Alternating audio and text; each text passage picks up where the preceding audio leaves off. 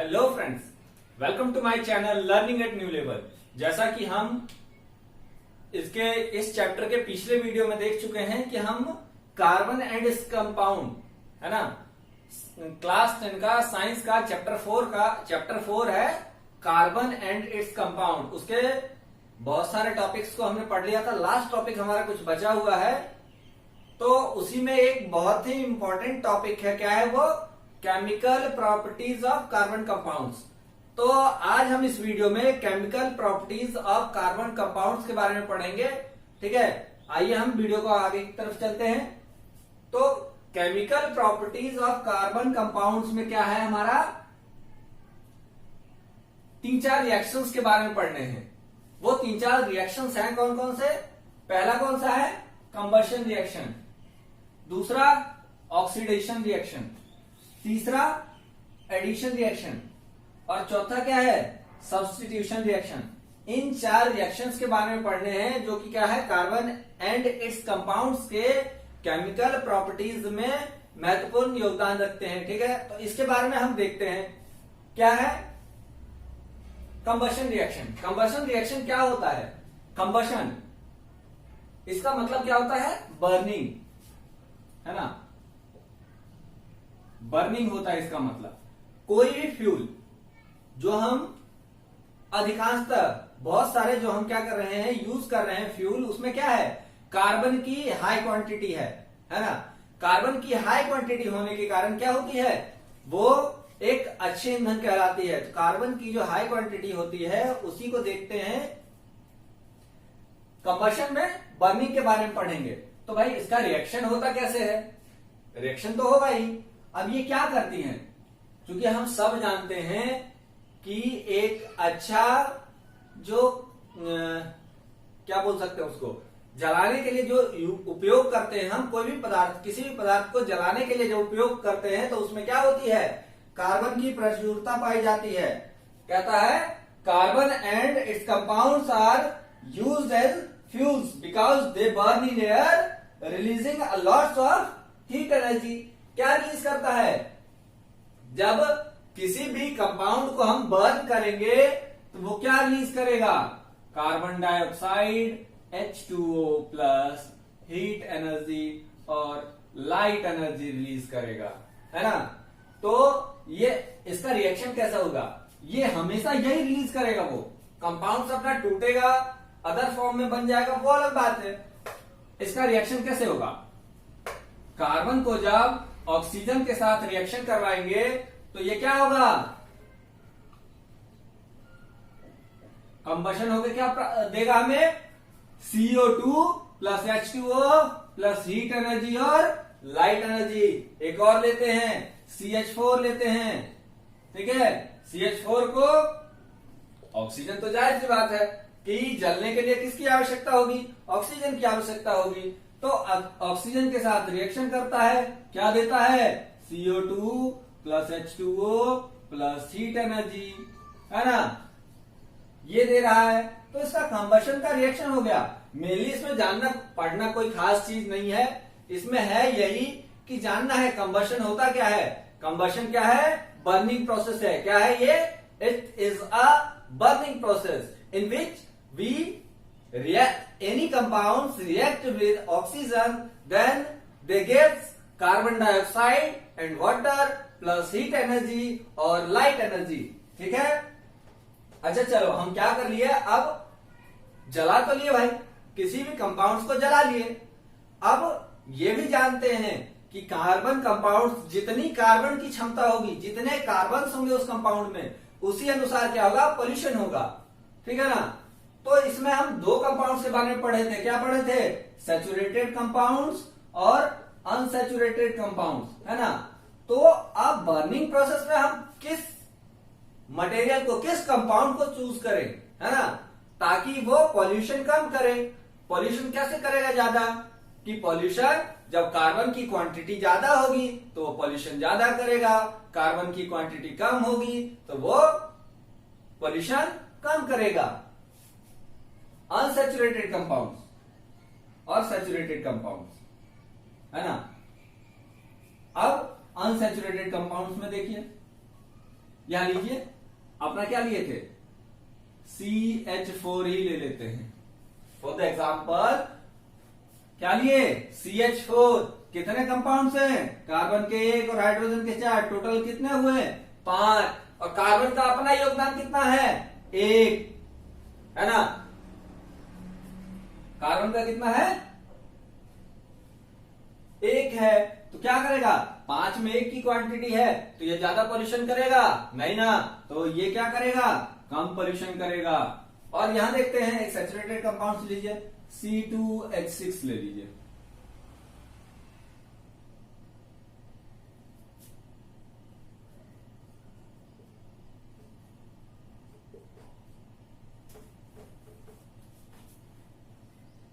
ठीक है ना, सैचुरेटेड कंपाउंड्स लीजिए। यहां कितने हुए,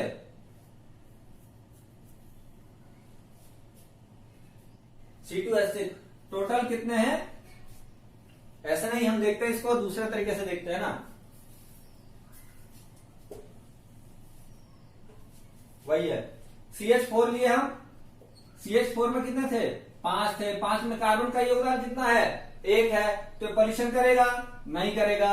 C2H4 लेते हैं, दूसरा कंपाउंड क्या लिए, C2H4 ले लिए। C2H4 में क्या हो गया, यहां कितने हैं, 6 है। 6 में से कितने कार्बन है, 2 है। तो ये क्या करेगा, जैसे जैसे कार्बन की कंपाउंड बढ़ते जाएंगे, ये पॉल्यूशन क्या करेगा, बढ़ते जाएगा। कार्बन कंपाउंड्स कम होंगे, पॉल्यूशन कम करेगा। ठीक है, तो ये था हमारा कंबशन रिएक्शन। ठीक है, कहता है saturated hydrocarbon generally burn in air with blue and non सूटी फ्लेम्स। क्या कहता है, सैचुरेटेड कार्बन कंपाउंड जो है वो जब एयर के साथ रिएक्शन करके बर्न करता है तो वो क्या देता है, ब्लू एंड नॉन सूटी फ्लेम। ब्लू मतलब क्या होता है, फ्लेम को आप कभी देखे होंगे, फ्लेम ऐसा होता है ना, फ्लेम ऐसा होता है। ठीक है, यहां ब्लू आपको दिखेगा, फिर इसके बाद येलो दिखता है। सूटी का मतलब होता है येलो टाइप जो दिखता है आग के अंदर, वो सूटी कहलाता है ना। तो कहता है ब्लू एंड नॉन सूटी लाइट, मतलब इसका जो ज्वाला होगा वो क्या होगा, ब्लू कलर का होगा, और नॉन सूटी होगा मतलब उसमें येलोइश नहीं होगा। क्या होगा, येलोइश नहीं होगा। तो है ना, ये क्या है, कंबशन रिएक्शन के बारे में है। एक और है, unsaturated hydrocarbons Burns in air with yellow सूटी फ्लेम। ठीक है ना, जैसा कि ये क्या था, सैचुरेटेड कंपाउंड्स के लिए था। किसके लिए था, सैचुरेटेड कंपाउंड्स क्या किया, सैचुरेटेड कंपाउंड बर्न हुआ तो ब्लू फ्लेम के साथ, और नॉन सूटी इसमें येलोइश टाइप नहीं है। और अनसैचुरेटेड कंपाउंड्स में क्या है, अनसैचुरेटेड कंपाउंड्स में ये क्या है, सूटी लाइट देता है। क्या देता है, सूटी फ्लेम देता है, येलो सूटी फ्लेम। येलो है ना, सूटी मतलब हो गया येलो, फ्लेम जहां देखोगे फ्लेम के अंदर जहां येलोइश दिख गया वो सूटी फ्लेम कहला जाएगा, और जहां येलोइश नहीं दिखेगा वो नॉन सूटी फ्लेम कहलाएगा। ठीक है, इसके बाद हमारा क्या है, नेक्स्ट है हमारा एडिशन रिएक्शन। ठीक है, नेक्स्ट हमारा क्या है, ऑक्सीडेशन रिएक्शन। जैसा कि हम पहले भी पढ़ चुके हैं, ऑक्सीडेशन रिएक्शन क्या होता है, जो ऑक्सीजन को किसी के साथ जोड़ देता है। ऑक्सीजन को किसी कंपाउंड के साथ जोड़ दिया तो वो क्या कहला जाता है, ऑक्सीडेशन रिएक्शन। ऑक्सीडेशन रिएक्शन कहला जाता है ना। और जो इस प्रोसेस को, जो कंपाउंड इस प्रोसेस को पूरा करता है उसको क्या कहते हैं, ऑक्सीडाइजिंग एजेंट कहते हैं। ऑक्सीडाइजिंग एजेंट मतलब ये क्या हुआ, ये किसी को ऑक्सीजन देके ऑक्सीडेशन की प्रोसेस को पूरा कर रहा है। ठीक है ना, कहता है alcohol can be converted to carboxylic acid. Oxide क्या है, alcohol can be converted to carboxylic acid है ना, in presence of oxidising agent alkaline KMnO4 potassium permanganate और एसिडिक पोटेशियम डाइक्रोमेट, है ना। क्या है? एल्कोहल CH3, एल्कोहल ले लिए CH3 CH2OH, CH3 CH2OH। और कौन है ये यहाँ? एल्कलाइन कौन है?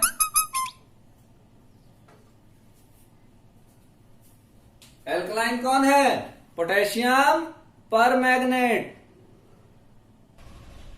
क्या कहता है? ऑक्सीडेशन रिएक्शन में क्या कहता है? जो कंपाउंड क्या करता है, किसी कंपाउंड को ऑक्सीजन देता है उसे क्या कहते हैं? ऑक्सीडेशन कंपाउंड कहते हैं। कहता है alcohol can be converted to carboxylic acid in presence of oxidising agent alkaline KMnO4 potassium और एसिडिक पोटेशियम डाइक्रोमेट। यहां एक रिएक्शन के थ्रू देखते हैं। क्या है? ये रिएक्शन है, OH ग्रुप लगा हुआ है, तो ये क्या है? एल्कोहल है। किसकी प्रेजेंस में ये बदल जा रहा है? किसमें बदल जा रहा है? कार्बोक्सिलिक एसिड में बदल जा रहा है, ठीक है ना। KMnO4 alkaline KMnO4 potassium permanganate और एसिडिक K2Cr2O7 पोटेशियम डाइक्रोमेट की प्रेजेंस में जब उसमें हीट दिया जाएगा, क्या दिया जाएगा? हीट दिया जाएगा। ये हीट का सिंबल होता है, ठीक है ना। ट्रायंगल बना दिए, ट्रायंगल बनाने पे क्या हो जाता है? ये हीट का सिंबल होता है। जब इसको हीट देंगे, कंबशन करेंगे, तो ये क्या हो जाएगा? ये इथेनोइक एसिड में बदल जाएगा। किसमें बदल जाएगा? इथेनोइक एसिड में बदल जाएगा। अब देखिए यहां कितना था हमारे पास? क्या बताए कि ऑक्सीजन को क्या करेगा? ऑक्सीजन को बढ़ा देगा। किसी कंपाउंड में ऑक्सीजन का एडिशन कर देगा, और जो एडिशन करेगा वो कहला जाएगा ऑक्सीडाइजिंग एजेंट के रूप में। यहां कौन सा ऑक्सीडाइजिंग एजेंट कहला जाएगा? यहां जो है पोटेशियम परमैंगनेट और पोटेशियम डाइक्रोमेट, ये क्या कहला जाएगा? ऑक्सीडाइजिंग एजेंट कहला जाएगा। क्यों? क्योंकि यहां देखते हैं क्या करता है। इस रिएक्शन में हम देख रहे थे हमारे पास कितने ऑक्सीजन थे? एक ऑक्सीजन थे। यहां जाके कितने हो गए? 2 हो गए। तो ये क्या किया? एक ऑक्सीजन की बढ़ोतरी इसने की। जैसे ही ऑक्सीजन बढ़ गया तो वो क्या हो गया? ऑक्सीडेशन रिएक्शन कहला गया। और जो कंपाउंड्स ऑक्सीजन को बढ़ाने का काम कर रहा है वो कंपाउंड्स क्या कहला जाएगा? ऑक्सीडाइजिंग एजेंट कहला जाएगा, ठीक है। तो इसके बाद हमारा क्या है? Addition reaction. इसमें देख लो बच्चा, क्या है कि नाम से ही देख रहे हैं ना, सब कंबशन। कंबशन का मीनिंग ये होता है बर्निंग, ठीक है। ऑक्सीडेशन, ऑक्सीडेशन का मतलब क्या होता है? ऑक्सीजन का जुड़ना। एडिशन, एडिशन मतलब क्या होता है? जुड़ना। सब्स्टिट्यूशन, इसको हिंदी में कहते हैं प्रतिस्थापन। मतलब जो दूसरे का जगह ले जाके उसको क्या कहते हैं? सब्स्टिट्यूशन। तो नाम से ही ये सारे रिएक्शंस अपने आप पता लग जाते हैं। तो अब नेक्स्ट हम देखते हैं एडिशन रिएक्शन के बारे में, ठीक है। क्या है हमारा तीसरा? क्या है? एडिशन रिएक्शन, ठीक है। एडिशन रिएक्शन में जो आपको इस बुक में पढ़ना है, ठीक है ना, आपके एनसीईआरटी बुक में ऑक्सीडेशन रिएक्शन में किसकी बात कही गई है? हाइड्रोजनेशन ऑफ ऑयल की बात की गई है, ठीक है ना। हाइड्रोजनेशन ऑफ ऑयल की बात कही गई है। तो हम सब जानते हैं कि अनसैचुरेटेड हाइड्रोकार्बन्स में यदि एक हाइड्रोजन मिला देते हैं तो वो क्या बन जाता है? Saturated hydrocarbons. जैसा कि हम पहले देखे थे कि एल्काइल ग्रुप कैसे बनता था। एल्केन ग्रुप में एल्काइल ग्रुप में क्या करते थे? उसमें से एक हाइड्रोजन निकाल लेते थे तो वो क्या बन जाता था? एल्काइल ग्रुप बन जाता था, ठीक है। तो यहाँ हाइड्रोजनेशन ऑफ ऑयल की बात की गई है। तो अनसैचुरेटेड हाइड्रोकार्बन्स में एक हाइड्रोजन जोड़ देते हैं तो क्या हो जाता है? सैचुरेटेड हाइड्रोकार्बन्स हो जाता है। इसको रिएक्शन के थ्रू देखते हैं। यहाँ किसकी बात हम कर रहे हैं? हाइड्रोजनेशन ऑफ ऑयल की बात कर रहे हैं। तो इसका क्या है? रिएक्शन ये है। और यहां आर क्या है? एल्काइल ग्रुप है ना। एल्काइल ग्रुप में एक हाइड्रोकार्बन एक हाइड्रोजन मिला देते हैं तो क्या हो जाता है, वो सैचुरेटेड हाइड्रोकार्बन से बदल जाता है। डबल बॉन्ड है तो हम जानते हैं कि ये क्या है, अनसैचुरेटेड हाइड्रोकार्बन कंपाउंड्स है। अब इसमें क्या किए, एक हाइड्रोजन मिला दिया। हाइड्रोजन मिलाने के लिए एक कैटलिस्ट की जरूरत होगी, है ना। तो कैटलिस्ट का काम कौन करेगा, यहां निकल काम करेगा। कौन करेगा, निकल या पैलेडियम होता है, ठीक है ना, वो काम करता है। तो ये जब हाइड्रोजन उसमें मिक्स होता है तो ये क्या हो जाता है, ये ऐसा कुछ बना लेगा, है ना, बना लेगा। ये क्या है, यहाँ ऑयल है, ठीक है। और जब ये हाइड्रोजन मिल जाएगा तो ये यहाँ फैट में चेंज हो जाएगा। किसमें चेंज हो जाएगा, फैट में चेंज हो जाएगा, है ना। और क्या होता है, जब इसमें हम देखते हैं हाइड्रोजनेशन ऑफ ऑयल की बात कर रहे हैं तो यहाँ एक हेल्थ कॉन्शियस बात आती है कि हेल्थ कॉन्शियस मतलब हमारे स्वास्थ्य के लिए क्या सही होता है, ऑयल जरूरी, ऑयल सही होता है या फैट सही होता है। तो जाहिर सी बात जानते हैं कि हमारे हेल्थ के लिए क्या होता है, ऑयल सही होता है। तो ये क्या हुआ, ये हमारा था एडिशन रिएक्शन। इसके बाद हम सब्स्टिट्यूशन रिएक्शन को पढ़ेंगे, ठीक है, ठीक है। तो एडिशन रिएक्शन पढ़ रहे थे, इसमें क्या होता है, इसको एक लाइन में जो इसको बोले तो बोलेंगे कि unsaturated hydrocarbons added hydrogen in the presence of catalyst. कौन कैटलिस्ट है, यहाँ निकल और पैलेडियम है ना।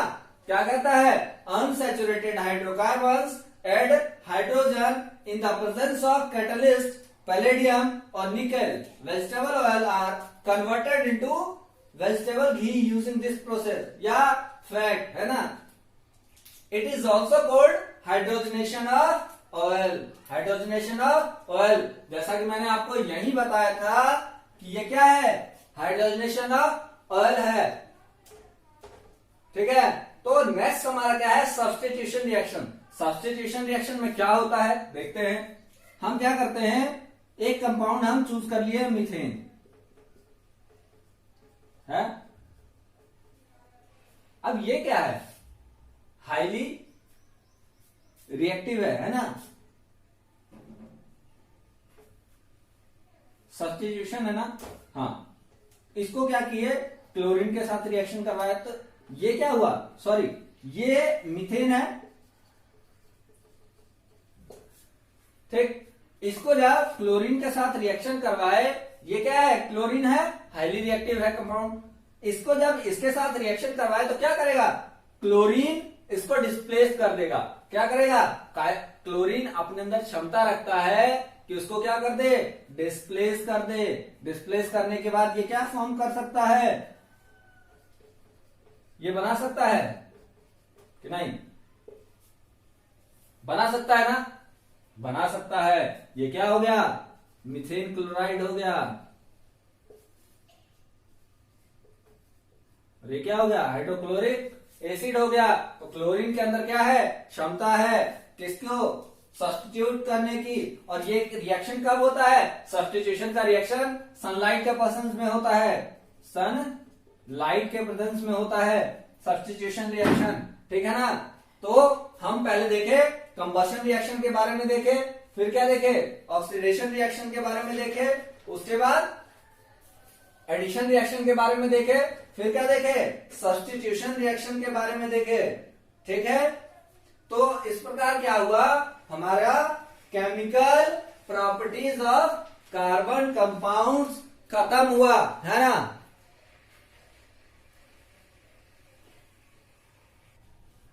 अब हमारा क्या है, लास्ट टॉपिक है इस चैप्टर का, क्या है, सोप एंड डिटर्जेंट। सोप मतलब क्या होता है, साबुन, और ये क्या है, डिटर्जेंट, जिसको क्या कहते हैं, सर्फ कहते हैं ना। तो हिंदी से अच्छा इंग्लिश ही है। अब इसको देखते हैं क्या कहता है इसके बारे में। सोप इज सोडियम और potassium salt of long chain of carboxylic acid.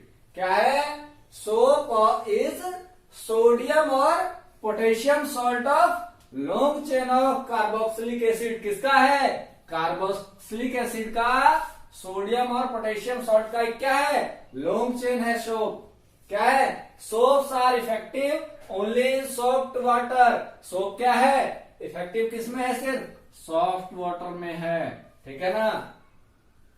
Next detergent के बारे में देख लेते हैं। डिटर्जेंट क्या है? डिटर्जेंट्स आर अमोनियम और sulphonate salt of long chain of carboxylic acid. कौन सा है? अमोनियम और सल्फोनेट सॉल्ट है। वहां क्या था? सोडियम और पोटेशियम सॉल्ट था। तो डिफरेंस यहां लिखने को आपको आ जाएगा कि इसमें सोप और डिटर्जेंट में डिफरेंस लिखे तो आप लिख सकते हैं। अब पहला पॉइंट क्या दे दिए कि वो सोडियम सॉल्ट और पोटेशियम का है, ये अमोनियम और सल्फोनेट का है। ये क्या है? सॉफ्ट वाटर में डिजोल्व है। और ये क्या है? Both hard and soft water both में डिजोल्व है। तो ये क्या हुआ? सोप और डिटर्जेंट के कुछ गुण हुए। अब भाई ये काम कैसे करता है? तो काम के बारे में देखते हैं। क्लीनिंग एक्शन ऑफ सोप कहता है most dirt is oily in nature. जैसा कि आप देखते हो यहां कह रहा है कि अधिकांशतः गंदगी जो होती है वो कैसी होती है? तैलीय प्रकृति की होती है। And hydrophobic and attached itself with dirt. और क्या होता है? उसके साथ हाइड्रोफोबिक एंड जो होता है वो हमेशा अटैच होता है गंदगी के साथ। And the ionic and is surrounded with the molecule in water. और जो आयनिक एंड होता है वो क्या होता है? वो वाटर के अंदर मौजूद होता है। This result formation are radical structure of micelles. और ये क्या करते हैं? ये मिसेल्स का निर्माण करते हैं। तो इसके स्ट्रक्चर के बारे में देखते हैं, इसका स्ट्रक्चर कैसा होता है ना। तो स्ट्रक्चर हम देखेंगे, ऊपर वाला मिटाते हैं, यहां स्ट्रक्चर हम बनाते हैं ना।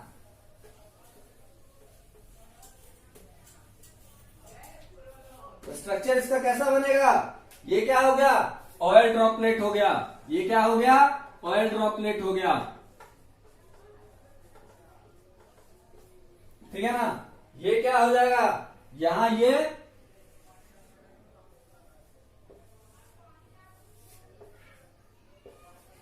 अभी जो मैंने यहां नीचे बताया ये आपको यहां पता लग जाएगा कि ये क्या है ना।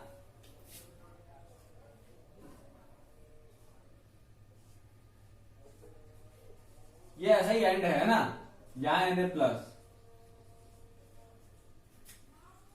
Na क्या है? सोडियम है ना। वहां ऊपर बताया गया था सोप्स के बारे में, क्लीनिंग एक्शन, ठीक है। तो यहां क्या है? Hydrophilic, hydrophobic and attached itself with dirt. ये क्या है? ऑयली नेचर में है। डर्ट क्या है? ऑयली नेचर में है। तो ये क्या हो गया? डर्ट हो गया, जो क्या है? यहां लिखे हैं ऑयल ड्रॉपलेट, ठीक है। कहता है कि हाइड्रोफोबिक एंड जो है वो अटैच होता है, ठीक है ना, डर्ट के साथ। And the ionic and is surrounded with molecule in water. और ये एंड क्या है? वो अटैच होता है। आयनिक एंड क्या है? वो वाटर में होता है। तो ये क्या हुआ? क्लीनिंग एक्शन हुआ। फिर कहता है the magnesium and calcium salt present in hard water react with soap molecule to form insoluble product is called scum, ठीक है ना। एक डेफिनेशन है, आपको पूछ सकता है, write down the definition of scum, है ना। तो वो लिख लेंगे।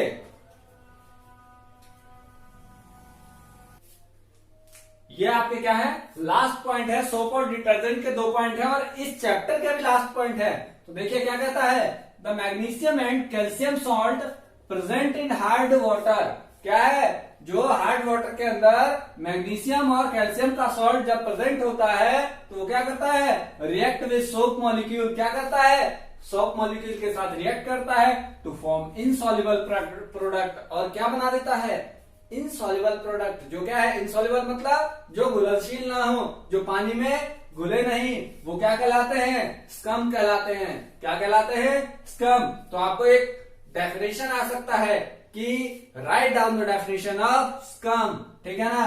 तो यहां से स्कम का डेफिनेशन लिख देंगे। तो क्या फिर कहता है? This scum create difficulty in cleaning action. और जब कोई मतलब हम जैसे कि कंपाउंड बना लिए, ठीक है, अब देखते हैं जनरली आप देख लीजिए, सर्फ आप डिटर्जेंट जो यूज कर रहे हो घर में उसको पानी के अंदर घोल लिया और वो घुले ही ना, तो वो क्या करेगा, कपड़े को साफ करेगा नहीं ना। तो वही कहता है कि स्कम क्या है, scum create difficulty in cleaning action, ठीक है। By the use of detergent insoluble scum is not formed with hard water and cloths get cleaned effectively। और जब क्या होगा, जब ये जो है स्कम नहीं बनेगा, स्कम नहीं बनेगा तो क्या होगा, सॉल्युबल प्रोडक्ट रह जाएगा, और सॉल्युबल प्रोडक्ट रह जाएगा तो हमारी क्लीनिंग की इफिशियंसी क्या हो जाएगी, ज्यादा हो जाएगी। तो इस तरीके से कार्बन और इट्स कंपाउंड चैप्टर 4 के सारे पॉइंट्स को हमने डील किया, उसके बारे में विशेष तरीके से पढ़ाया और कोशिश की कि आपको काफी हद तक समझाएं, ठीक है ना। बाकी जिस भी बच्चे को इस चैप्टर के बारे में कुछ समझ नहीं आया हो वो मुझे मेरे कमेंट सेक्शन में जाके कमेंट करे, मैं उसे फिर से समझाने का कोशिश करूंगा, उसके लिए स्पेशल वीडियो उसमें मैं भेज दूंगा, है ना। तो यदि आपको मेरा वीडियो पसंद आया हो तो चैनल को सब्सक्राइब करें, यदि आपने चैनल को सब्सक्राइब नहीं किया हो तो चैनल को सब्सक्राइब कर लें और बेल आइकन को दबा लें, ताकि वहां आगे आने वाले वीडियोस की नोटिफिकेशन आप तक पहुंचती रहे। यदि वीडियो अच्छी लगी हो तो वीडियो को लाइक करें, शेयर करें, ताकि ज्यादा से ज्यादा लोग इस वीडियो के माध्यम से जुड़ सकें और वीडियो पे कमेंट करें। Thank you.